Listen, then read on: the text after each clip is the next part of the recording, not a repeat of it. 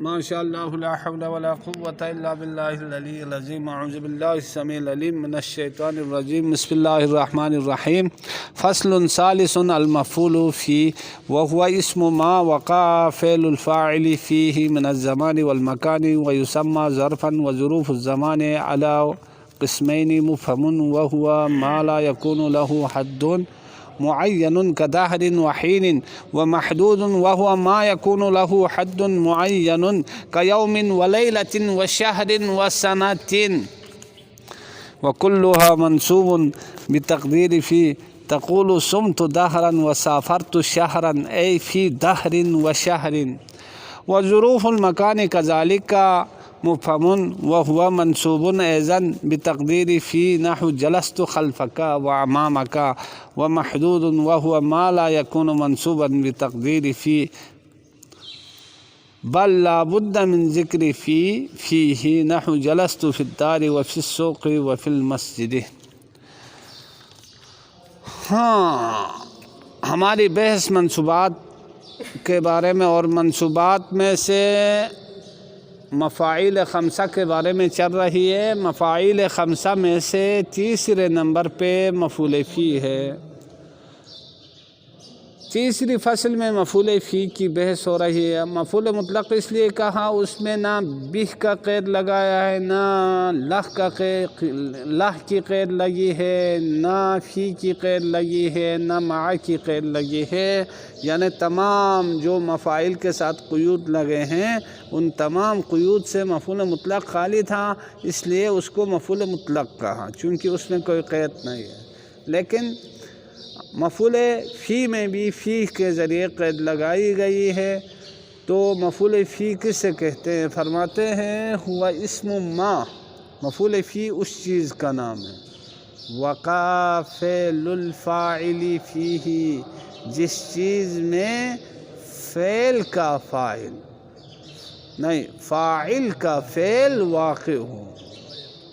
آپ سے پوچھے مفعول فی کی تعریف کیا ہے تو آپ نے یوں بیان کرنا ہے مفعول فی اس چیز کا نام ہے جس میں فاعل کا فعل واقع ہو۔ میں دیکھو مفعول بھی اس میں ترجمہ آتا تھا کو، اب مفعول فی اس میں ترجمہ آئے گا میں، یعنی جس میں فاعل کا فعل واقع ہو اسے مفعول فی کہتے ہیں۔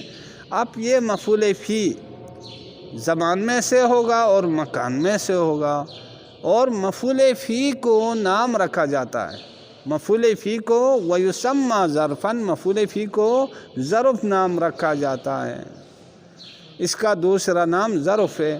وظروف الزمان علی قسمین، اور ظروف زمان کی دو قسمیں ہیں، یعنی ظروف زمان دو قسموں پر مشتمل ہے۔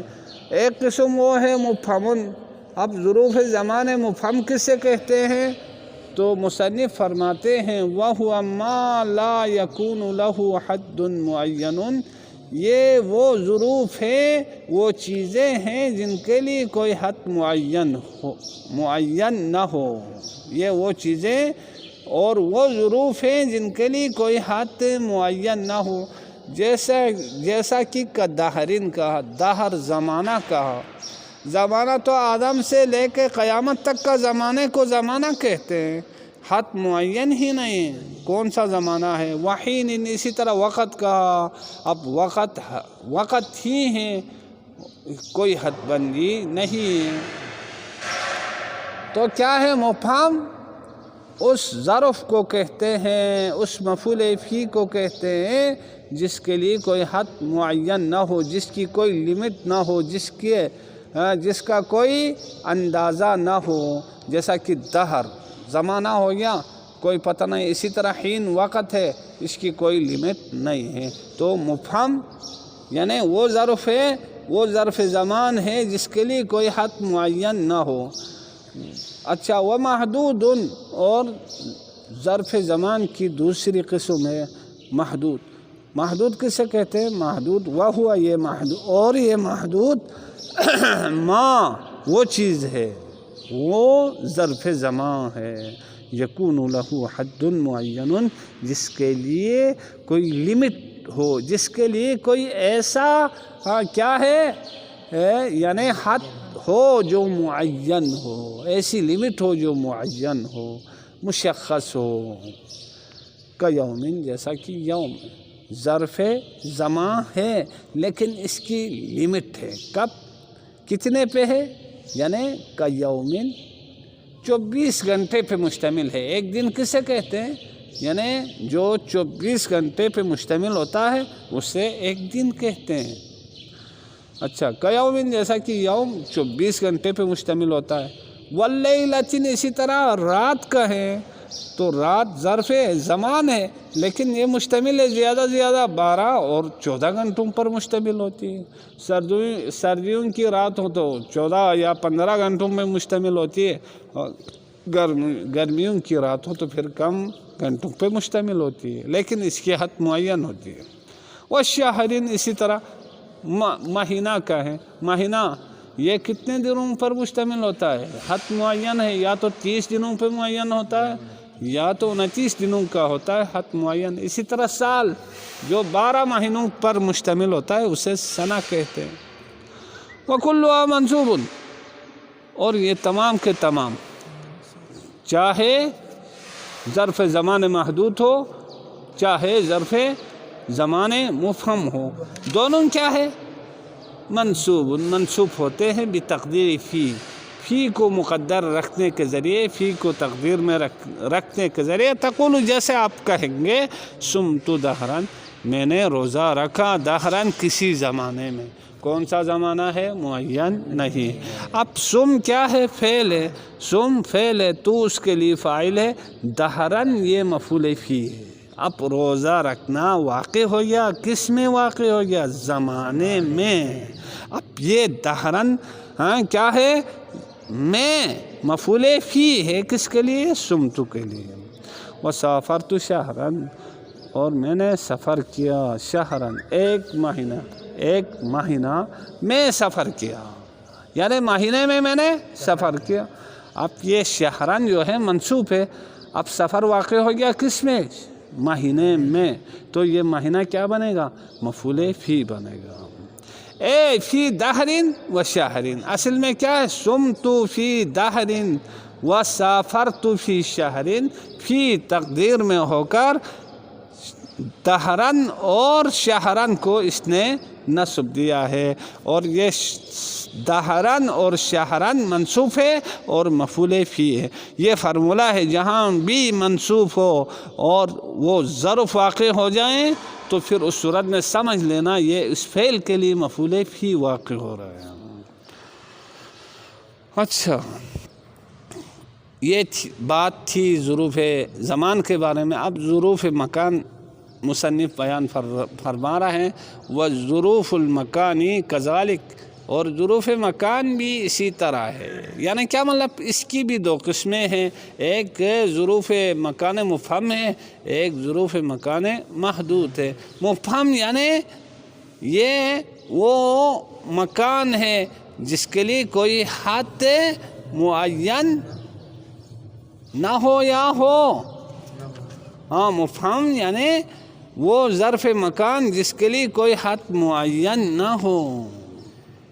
وَهُوَ منصوب ایزن، اور یہ ظرف مکان بھی منصوب ہوتا ہے ایزن نیز، جس طرح ظرف زمان کی دونوں قسمیں فی کے تقدیر کے ساتھ منصوب ہوتی تھی، اسی طرح ظرف مکان کی مکان مفہم بھی کیا ہے، فی کے تقدیر کے ساتھ منصوب ہوتا ہے۔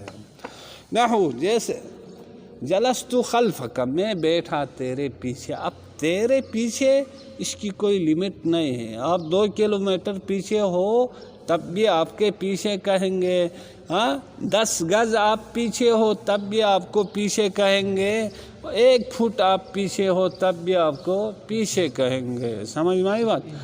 جلست میں بیٹھا خلفک تیرے پیچھے، یا جلست میں بیٹھا امامک تیرے آگے۔ اب آگے کی بھی کوئی لمٹ اور حد بندی نہیں ہے۔ اگر آپ 5 کلومیٹر آگے ہو تو بھی اس کو کیا کہتے ہیں، آگے کہتے ہیں۔ اب یہ دیکھو جلس فعل ہے، تو اس کے لیے فاعل ہے، خلفہ مضاف کا مضاف الیہ، مضاف الیہ مل کر یہ جلستو کے لیے مفعول فی ہے، اور واو عاطفہ امامہ مضاف کا مضاف الیہ مضاف الیہ مل کر یہ عطف ہے کس پہ؟ خلفہ پہ، پھر عطف معطوف جلستو کے لیے مفعول فی، یہاں فی تقدیر ہو کر خلفہ اور امامہ کو نصب دیا ہے۔ اصل میں کس طرح ہے؟ اصل میں جلست فی خلفی کا و جلست فی امامی کا۔ اچھا، و محدود دوسرے نمبر پہ ظرف ہے، یعنی اس میں بات یاد رکھنا ہے، یعنی فی تقدیر میں ہو کر مفعول فی کو نصب دیا ہے ان تین صورتوں میں۔ اب چوتھی صورت آئے گی مکان محدود کی۔ مکان محدود وہو ما لا یکون منصوبا، مکان محدود یعنی وہ مکان جس کے لیے کوئی حد معین ہو، جس کی کوئی لمٹ معین ہو، مشخص ہو، ٹھیک ہے، تو اس سے کہتے ہیں مکان محدود۔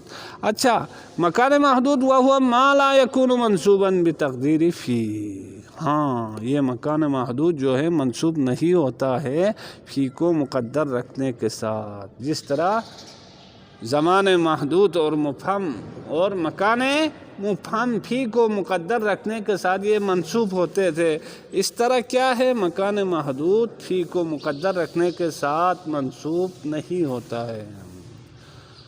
سمجھ میں آئی بات؟ وہ ہوا ما، یہ مکان محدود وہ مکان ہے، وہ اسم ہے، وہ چیز ہے، لا یکون منصوبا جو منصوب نہیں ہوتی ہے، جو چیز منصوب نہیں ہوتی ہے بتقدیری فی کو مقدر رکھنے کے ساتھ۔ یہ تقدیر باب تفعیل کا مصدر ہے، منصوباً یکونو کے لیے خبر ہے۔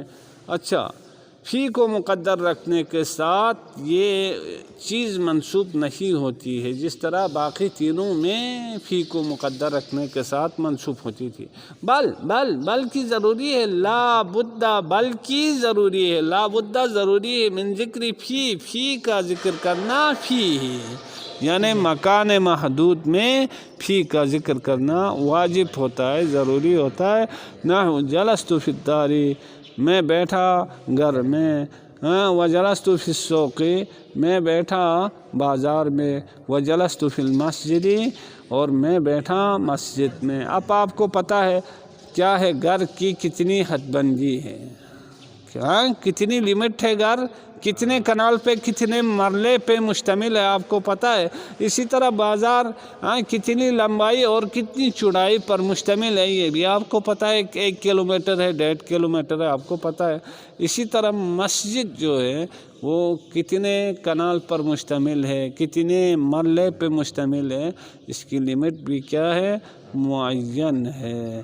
تو کیا ہے مکان محدود میں فی کا ذکر کرنا ضروری ہے، تو پھر ایسی صورت میں منصوب نہیں ہوگا، ظرف اس صورت میں منصوب نہیں ہوگا بلکہ مجرور ہوگا۔